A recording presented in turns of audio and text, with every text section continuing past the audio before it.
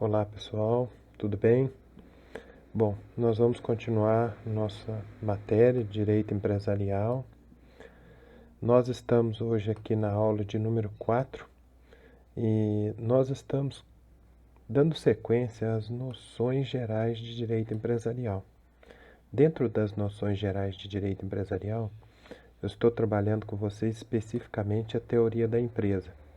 Quero que vocês se recordem da aula passada que nós vimos que a evolução da história do direito empresarial, ela envolve 3 fases. A primeira fase é aquela fase subjetiva, quando nós falamos na Idade Média da evolução do comércio, só era considerado comerciante aquele que estava ligado a uma corporação de ofício.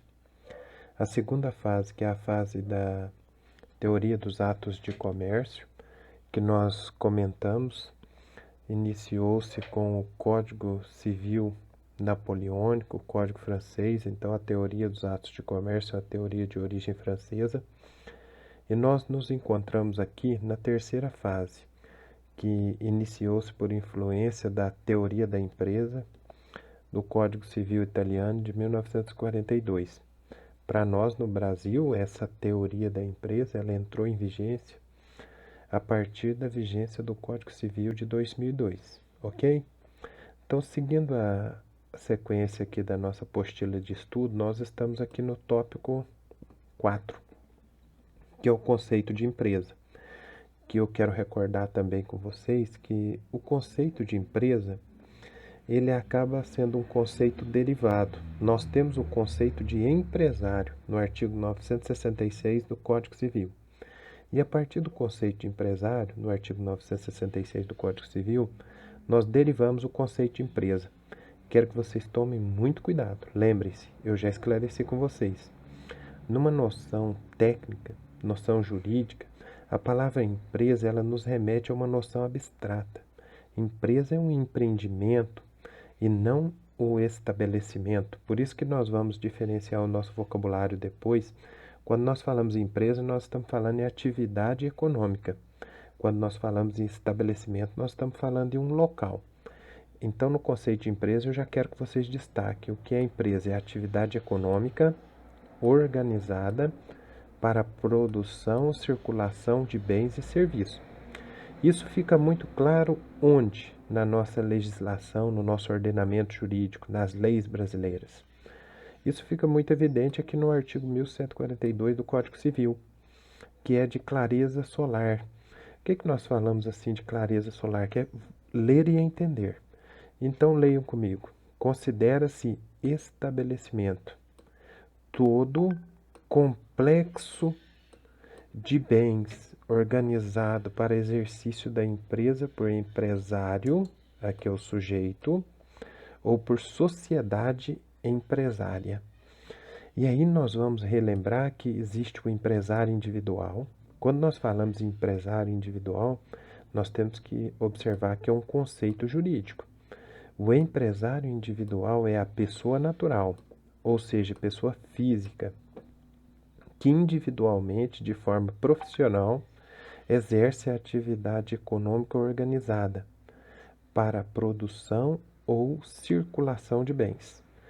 Aí eu tenho um exemplo muito importante aqui com vocês, que é o sujeito monta uma franquia de sorveteria sozinho, ou seja, individualmente, sem sócios, com capital, mão de obra, habitualidade e organização.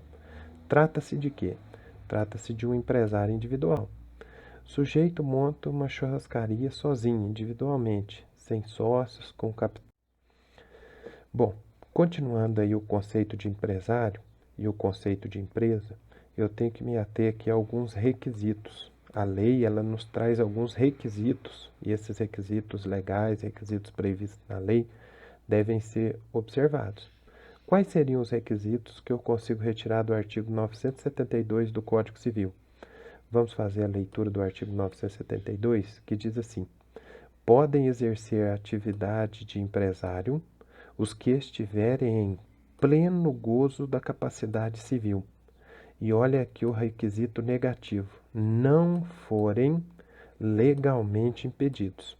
Então, quando eu leio o artigo 972 do Código Civil, eu tenho dois requisitos.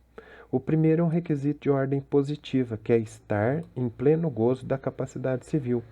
O segundo requisito é um requisito de ordem negativa, que é não ter impedimento legal. Vamos esclarecer um pouquinho o que seria estar em pleno gozo da capacidade civil nas noções de direito. Por exemplo, um garoto de 14 anos de idade, ele não pode ser empresário individual. Tomem muito cuidado com essa pegadinha, que é o seguinte: ele não pode ser empresário individual, ele não pode iniciar uma atividade empresária.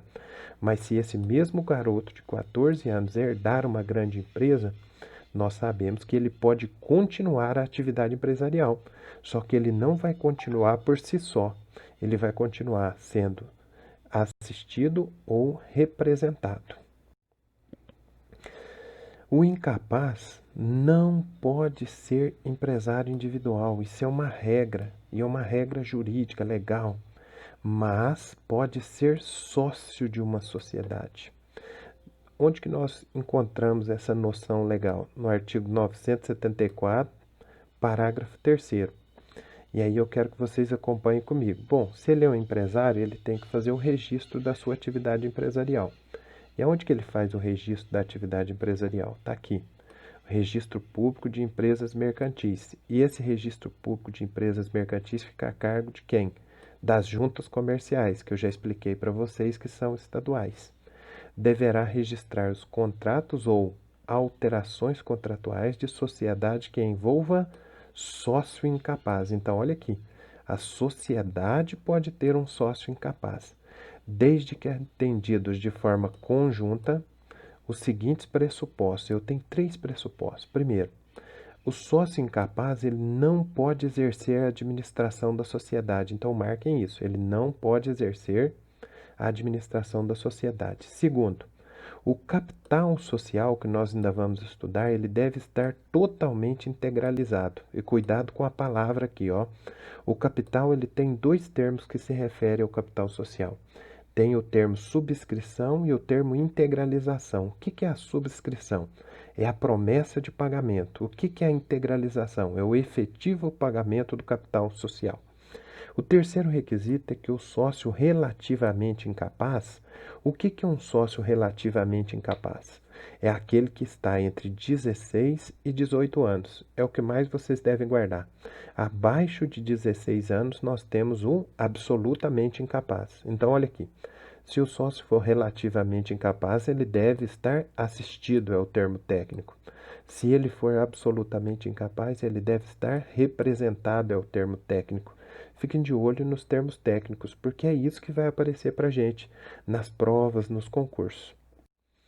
Bom, e se no caso ele não puder exercer a atividade empresarial? O que nós temos aqui? Nós temos a ideia jurídica de impedimento legal. Se ele não pode exercer a atividade empresarial, nós estamos diante de um impedimento legal. O que seria um impedimento legal? São pessoas que, por determinação da lei, não podem ser empresário. Aí eu coloquei alguns exemplos aqui que são os que mais aparecem em provas e concursos. Primeiro, um juiz. O juiz não pode ser empresário. Um membro do Ministério Público, um promotor, procurador e assim sucessivamente não pode ser. Um servidor público da ativa, cuidado aqui com a pegadinha de provas de concurso, que fala que ele é um servidor público que não está em atividade. Se ele não está em atividade, eu não preciso nem pensar se ele é servidor público ou não. Então, é o servidor público da ativa. Um servidor federal, que a gente vai estudar um pouquinho, o servidor federal é aquele que é regido pela Lei 8.112 de 90, não podem ser empresários. Então tá bem claro aqui, ó, não podem ser empresários individuais, mas eles podem ser sócios de sociedade empresária, desde que, então nós temos aqui uma ressalva, desde que não exerçam a administração. Então, essas pessoas que eu citei aqui, que são os que mais aparecem em provas de concursos, eles não podem ser empresários individuais. Eles não podem exercer a administração de uma sociedade empresária, mas eles podem ser sócio de uma sociedade empresária. ok? E dentro de uma sociedade empresária, eles podem ser acionistas numa sociedade anônima, também chamada de sociedade por ações, ou eles podem ser cotistas numa sociedade limitada.